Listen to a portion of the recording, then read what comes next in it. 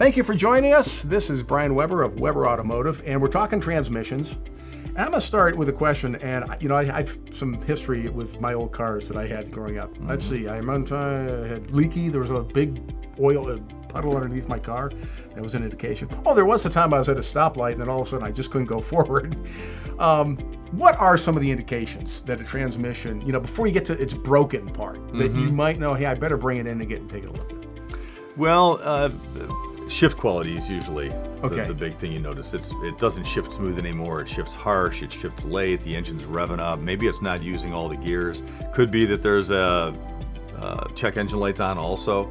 Certain things happen in a transmission or even in an engine where the computer puts it in limp mode and won't give you all the gear ranges, just so it'll just get you to where you got to go to get it serviced or get it home.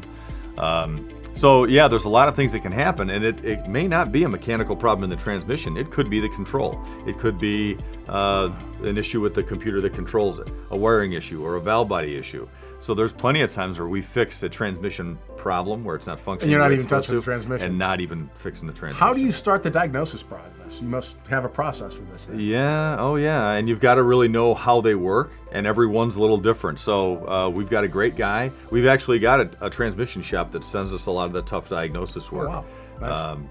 Because we can diagnose it, and then if it needs a transmission, he can do it. Fantastic. So you're actually doing diagnosis work for transmission, a shop that specializes in transmissions. Yes. There's something to be said about that, Yeah. I got to tell you. Yeah. And that's really important, too, because as you said, what? If you just replace the transmission or something and it really wasn't the transmission, it's a waste. You have to, I'll say it again, the most important thing to do is have an accurate assessment.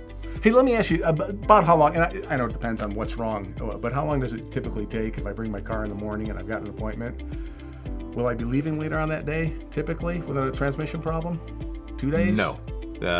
Probably a couple days for an actual problem to get fixed. Yeah, yes. yeah, okay. Yeah. That's a big job. Yeah, we can have the assessment usually within a half a day. Okay. But yeah, depending what it needs, a couple days probably. Are there any warranties you give after? Oh yeah, absolutely. All our stuff is 3-year, 36,000 mile warranty, which is the best in the business. Okay. Even you put a brand new transmission in from the dealer, for example, it's a 1-year, 12,000 mile warranty.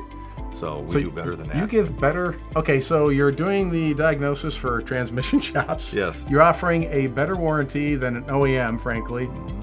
Yeah. We're not going to talk anymore. Yeah. I mean, if you've got anything wrong with your car, transmission-wise, boom, Weber Automotive, bring it on in to Brian and his gang. So thanks for sharing it, Brian. Thanks, Randy. Appreciate it.